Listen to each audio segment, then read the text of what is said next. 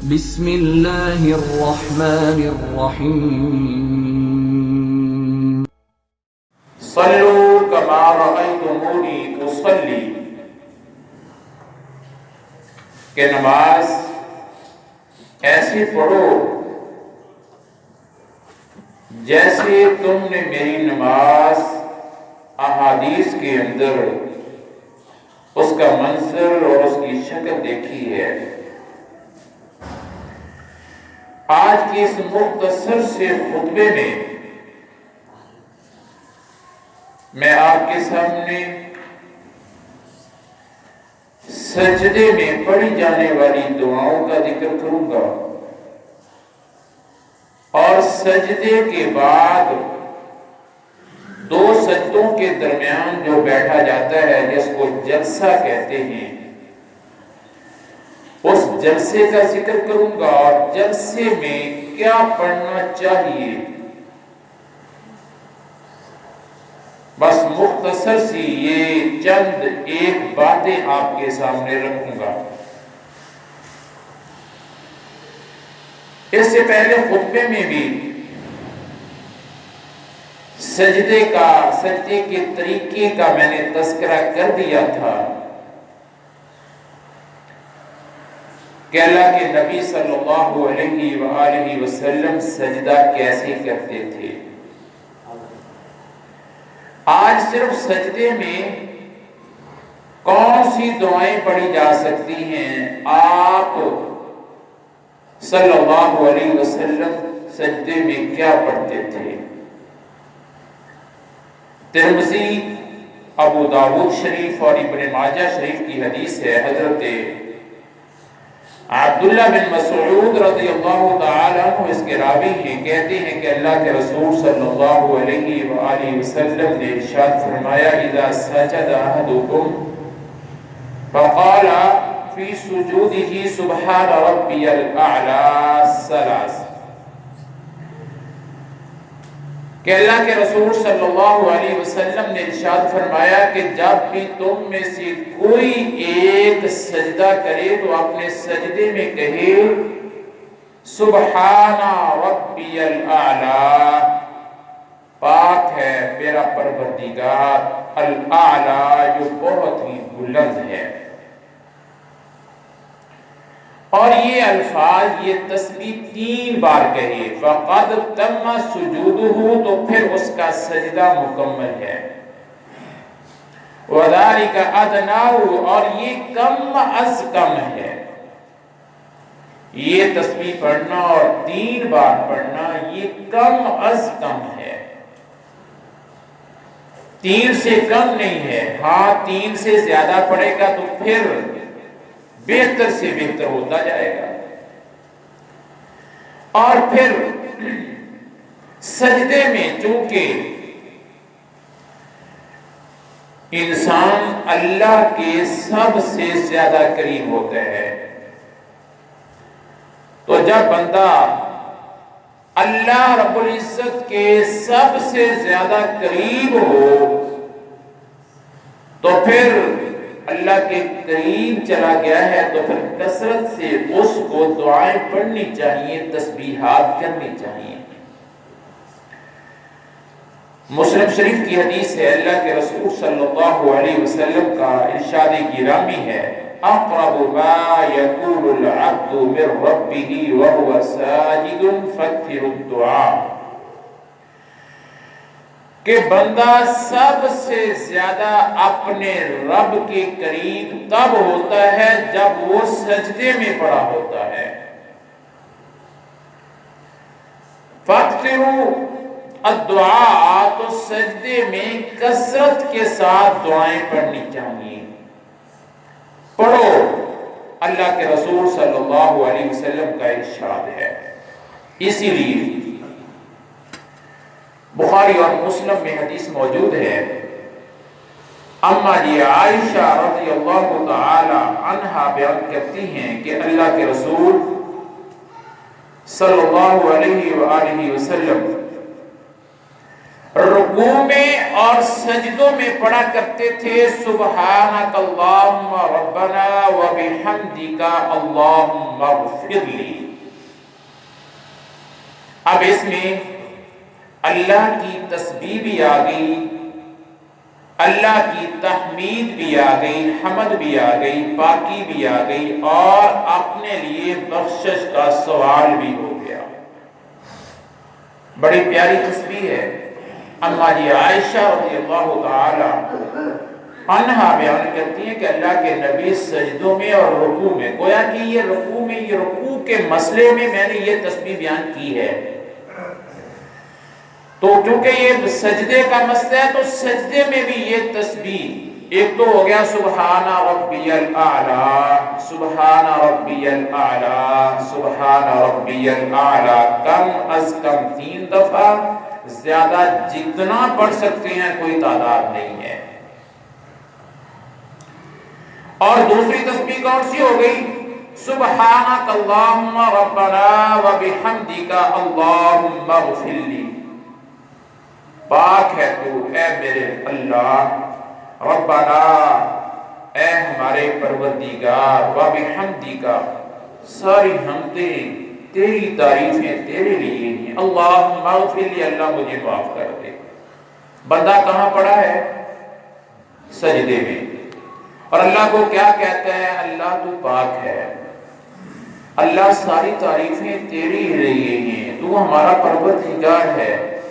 آگے کیا کہتے ہیں؟ اللہ مجھے معاف کر دے۔ بتائیں، معافی بھی آ گئی، تو بہت پیاری تسبیح ہے۔ تو میں تو یہ کہوں گا کہ کم از کم سجدے میں ایک بار یہ تسبیح ضرور پڑھنی چاہیے، باقی سبحان ربی الاعلی جتنی بار پڑھ سکتے ہیں وہ پڑھ لیں۔ 2 تسبیح ہو گئی۔ مسلم شریف کی حدیث ہے، اما جی عائشہ رضی اللہ تعالی عنہا اس کی راویہ ہیں، وہ بیان کرتی ہیں کہ اللہ کے رسول صلی اللہ علیہ وآلہ وسلم رکوع اور سجدے میں ایک تسبیح پڑھا کرتے تھے، سبوح قدوس رب الملائکۃ والروح۔ بہت پیاری تسبیح ہے، اور یہ اللہ رب العزت کو اس نے ساتھ حمد و تقدیس کے ساتھ کہہ دیا رب الملائکہ، اللہ تو ملائکہ کا، فرشتوں کا رب ہے، والروح اور جبرائیل کا بھی تو ہی رب ہے۔ اللہ کی ثنا بھی ہو گئی، پاکی بھی ہوگی، تقدیس بھی ہو گئی، اور اس میں اللہ کی بڑائی بیان ہو گئی کہ اللہ تو ملائکہ کا بھی رب ہے اور تو جبریل کا بھی رب ہے۔ اور پھر یہ 3 تسبیحاں ہو گئی، تینوں میں کوئی پڑھے، تینوں ہی پڑھے تو پھر کیا ہی بات ہے۔ ایک اور حدیث مسلم شریف کی حدیث ہے، امام مسلم رحمۃ اللہ تعالی علیہ نے باب باندھا ہے، ایک چیپٹر بنایا، باب ما یقال فی الرکوع والسجود، کہ رکوع میں اور سجدے میں کیا کہا جائے، کیا پڑھا جائے رکوع میں اور سجدے میں۔ گویا کہ یہ تسبیح رکوع کی بھی ہے اور سجدے کی بھی ہے۔ اور اس کے راوی حضرت ابو ہریرہ رضی اللہ تعالی عنہ ہیں، کہتے ہیں کہ اللہ کے رسول صلی اللہ علیہ وسلم سجدے میں کہتے تھے اللہم اغفر لی، اے اللہ مجھے معاف کر دے، ذنبی میرے گناہوں کو، کلہ تمام کے تمام، دکہ و جلہ، دکہ و جل، اللہ میرے چھوٹے گناہوں کو بھی معاف کر دے، اللہ میرے بڑے گناہوں کو بھی معاف کر دے، وَأَوَّلَهُ وَآخِرَهُ، اللہ جو پہلے گناہ ہیں ان کو بھی معاف کر دے، جو بعد میں ہونے ہیں اللہ ان کو بھی معاف کر دے، وَعَلَانِيَتَهُ وَسِرَّهُ، اللہ جو میں اعلانیہ کر بیٹھا ہوں اللہ ان کو بھی معاف کر دے، اللہ جو میں نے چھپ چھپا کے گناہ کیے ہیں اللہ ان کو بھی معاف کر دے۔ بہت پیاری تسبیح ہے۔ تو اس کو بھی یاد کرنا چاہیے، اللہم اغفر لی ذنبی کلہ دکہ وجلہ واولہ وآخرہ وعلانیتہ وسرہ۔ مسلم شریف کی حدیث ہے، حضرت ابو ہریرہ رضی اللہ تعالی عنہ اس کے راوی ہیں۔ یہ میں نے تقریباً 4 سجدے کی دعائیں اور بہت ہیں، بہت ساری دعائیں ہیں، تو جتنا آپ میٹھا ڈالیں گے جتنا گڑ ڈالیں گے اتنا ہی میٹھا ہوگا۔ جتنا زیادہ اللہ کے قریب جا کر تسبیحات پڑھیں گے، یہ حرص ہے کس کا جی سجدے میں کتنا لگتا ہے، یہ انسان کے ایمان پر منحصر ہے۔ کہتے ہیں مجھے تو یاد ہی نہیں ہوتی، اس کا مطلب ہے رب کے قریب جا کر اس کے پاس کہنے کو کچھ نہیں ہے۔ جب بندہ کسی کے قریب جاتا ہے، جس کی تلاش میں ہے، جس کی رضا چاہتا ہے، جس کی ملاقات کا اشتیاق مشتاق ہے، وہ جب اس کے قریب چلا گیا تو پھر کہنے کے لیے بھی تو کچھ ہوگا، پھر اشتیاق بھی ہو کہ ایک بات اور کہہ دوں، ایک بات اور کہہ دوں، میں یہ بھی مانگ لوں، یہ بھی مانگ لوں، یہ بھی مانگ لوں۔ یہ حرص ہے، یہ جتنا یہ بڑھنا چاہیے، یہ حرص بڑھنا چاہیے، دنیا کا حرص نہیں، یہ اللہ کی ملاقات کا حرص، اللہ کے قریب ہو کے اللہ سے ملاقات کا حرص، یہ لمبے لمبے سجود، لمبے لمبے رکوع، اللہ کو راضی کرنے کے لیے یہ بڑھنا چاہیے۔ تو یہ دعائیں یاد کرنا چاہیے۔ اور پھر سجدے کے بعد اگلا کام،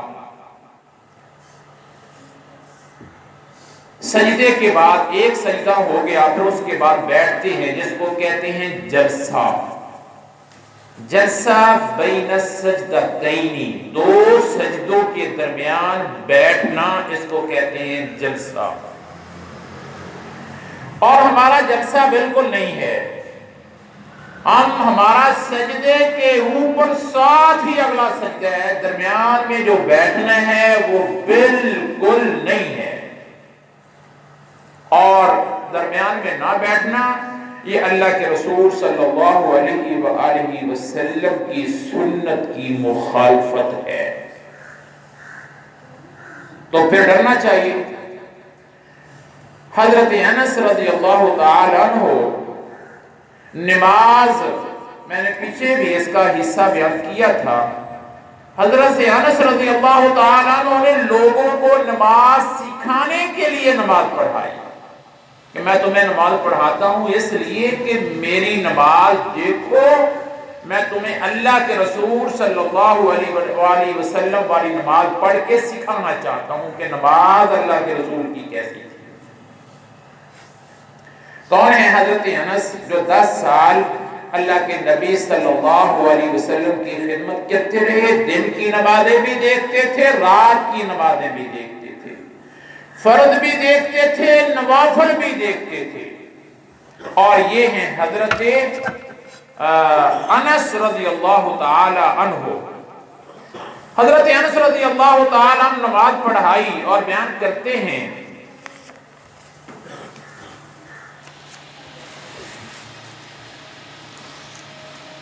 کہ کان اذا رفع رأسه من الرکوع انتصب قائما حتى يقول القائل قد نسي،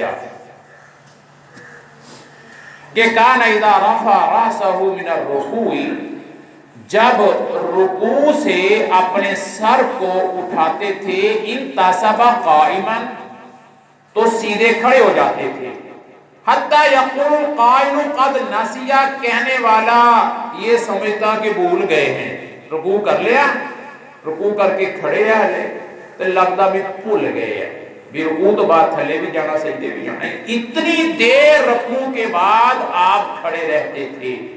وہاں میں نے مسئلہ بیان کیا ہوا ہے یہ۔ اور اگلا حصہ وَبَيْنَ السَّجْدَةِ مَكَثَ حَتَّى يَقُولُ الْقَائِلُ قَدْ نَسِيَ، جب ایک سجدہ کر کے آپ بیٹھتے تھے، آپ اتنی دیر بیٹھے رہتے تھے، کہنے والا یہ سمجھتا کہ آپ بھول گئے ہیں، اگلا سجدہ ہی بھول گئے ہیں۔ یہ کون بیان کرتے ہیں؟ حضرت انس رضی اللہ تعالی عنہ، اور یہ حدیث کہاں ہے؟ مسلم میں بھی ہے اور بخاری شریف میں بھی، گویا کہ متفق علیہ روایت ہے، بخاری اور مسلم میں موجود ہے۔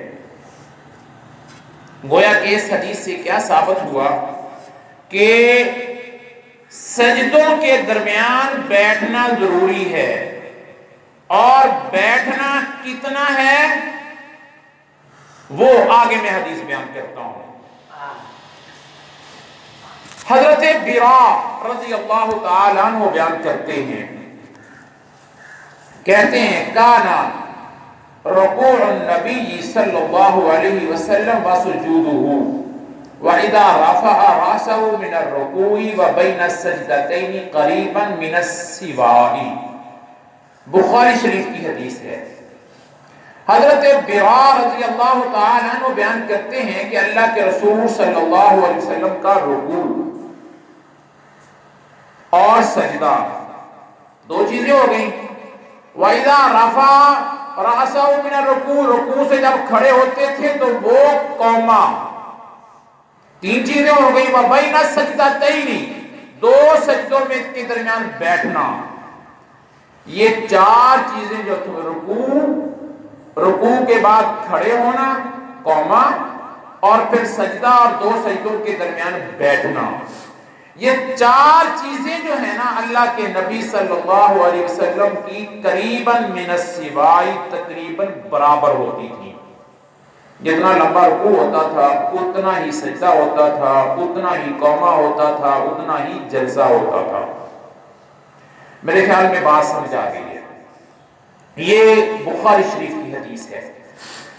گویا کہ اللہ کے نبی صلی اللہ علیہ وسلم کتنی دیر آپ بیٹھتے تھے دو سجدوں کے درمیان۔ اب بیٹھنے کا طریقہ بھی تھوڑا سا ایک حدیث سے سن لیں، پھر اس کے بعد جو ہے نا وہ دو سجدوں کے درمیان میں دعائیں جو ہے نا وہ بیان کر کے میں اپنی بات کو ختم کرتا ہوں۔ ابو داؤد اور ترمذی کی حدیث ہے، اللہ کے رسول صلی اللہ علیہ وسلم جب سجدہ کر کے بیٹھتے تھے جلسے میں تو دایاں پاؤں اپنا کھڑا کرتے تھے، اور دائیں پاؤں کی انگلیاں قبلے کی طرف مڑی ہوتی تھی۔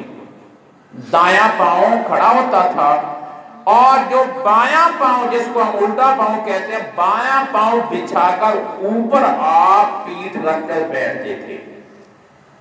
بایاں پاؤں بچھا لینا ہے، اس کے اوپر بیٹھنا ہے، اور دایاں پاؤں اس کو نصب کرنا ہے، سیدھا کھڑا کرنا ہے۔ اس کی انگلیاں جو ہے نا وہ مڑ کر، انگلیوں کا رخ پچھلے کو، انگلیوں کو پیچھے کو نہ موڑے، انگلیوں کو جو ہے نا وہ قبلے کی طرف موڑے، نصب کریں۔